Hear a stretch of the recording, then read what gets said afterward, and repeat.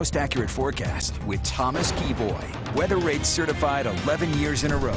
All right, Thomas, these images of the hurricane are pretty telling with that sighting behind you. Yeah, that thing is a monster. Yeah, it is a very large hurricane and a very powerful hurricane, and there's a chance that it becomes even more powerful before making landfall in southwest Florida. It looks like it's gone through a complete eye wall replacement cycle, so that's when the old eye kind of gets eroded by a new outer eye wall, and this could help expand the wind field when it comes to Hurricane Ian, which is only going to increase these impacts that we're going to see from Hurricane Ian.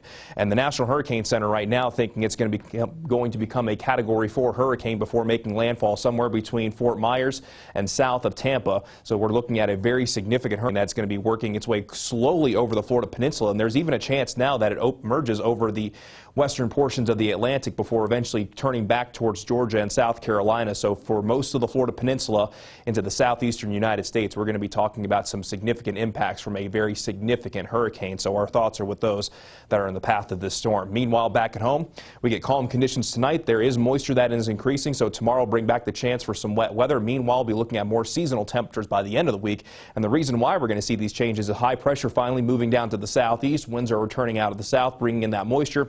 And then we'll have that lifting mechanism with a low pressure approaching from our west. And there's even a chance that it sticks around going into the upcoming weekend, which could keep our weather a little bit active, but we'll talk more about that in a minute.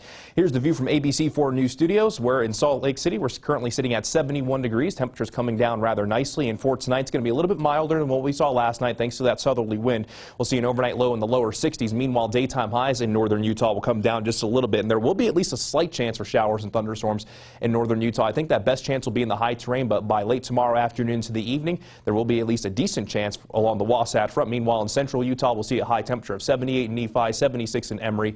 Then as we make our way down to southern Utah, 87 degrees in Lake Powell, 91 in St. George, and there's going to be a pretty good chance for showers and thunderstorms across southwestern Utah, and some of those storms could actually produce some pretty heavy rainfall, so we'll keep a close eye on the flash flooding concerns. Meanwhile, as we go into tomorrow morning, things are relatively calm. We'll see those increased clouds, but by tomorrow afternoon, that's when the chance for showers and thunderstorms really begins to ramp up. That best chance being in the higher terrain, because we've seen so much dry conditions recently. It might take a while for the atmosphere to moisten up, but by late tomorrow afternoon into the evening, even a decent chance along the Wasatch Front. And then as we go from Wednesday into Thursday, a cold front starts to approach from the northwest.